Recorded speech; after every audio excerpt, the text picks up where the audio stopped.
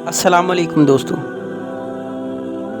سب سے پہلے میرے چینل حافظ سہیل 675 کو سبسکرائب کر لیں اور بیل آئیکن کو دبا دیں تاکہ ہر نئی آنے والی ویڈیو سب سے پہلے آپ تک پہنچ سکے۔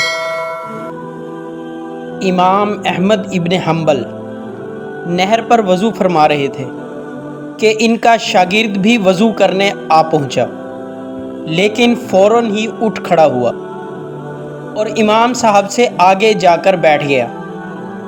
پوچھنے پر کہا کہ دل میں خیال آیا کہ میری طرف سے پانی بہہ کر آپ کی طرف آ رہا ہے۔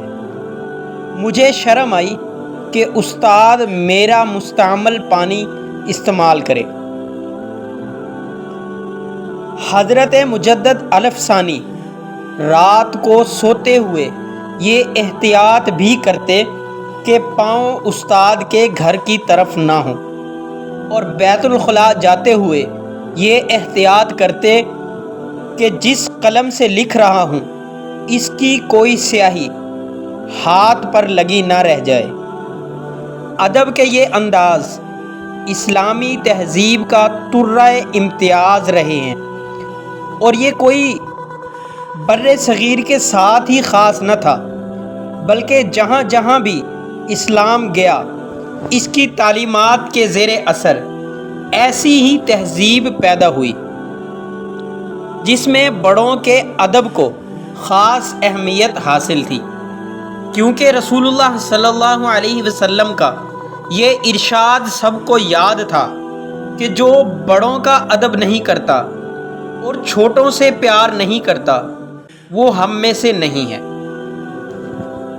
ابھی زیادہ زمانہ نہیں گزرا کہ لوگ ماں باپ کے برابر بیٹھنا، ان کے آگے چلنا اور ان سے اونچا بولنا برا سمجھتے تھے، اور ان کے حکم پر عمل کرنا اپنے لیے فخر جانتے تھے۔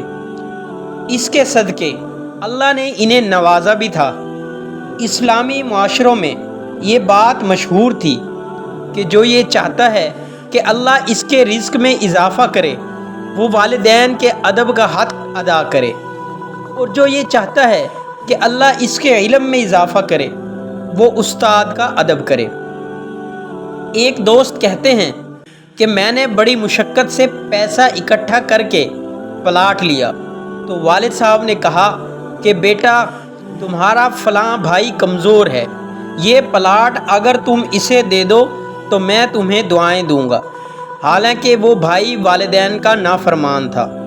اس دوست نے کہا عقل نے تو بڑا سمجھایا کہ یہ کام کرنا حماقت ہے، مگر میں نے عقل سے کہا کہ اقبال نے کہا ہے اچھا بے دل کے ساتھ رہے پاسباں عقل کی، لیکن کبھی کبھی اسے تنہا بھی چھوڑ دے۔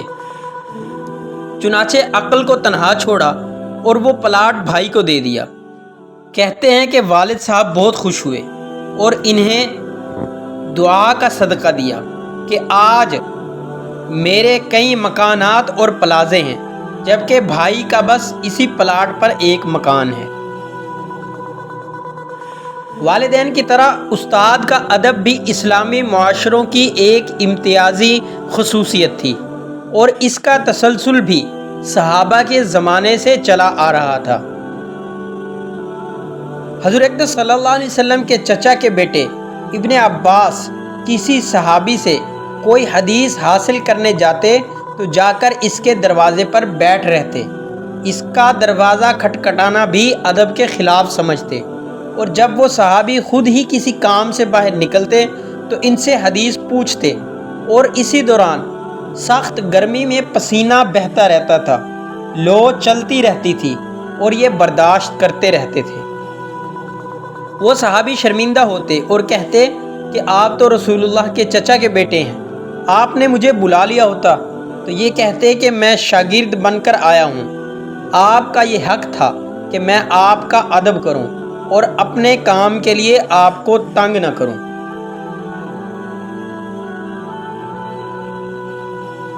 مسلمان تہذیبوں میں یہ معاملہ صرف والدین اور استاد تک ہی محدود نہ تھا، بلکہ باقی رشتوں کے معاملے میں بھی ایسا ہی احتیاط برتا جاتا تھا۔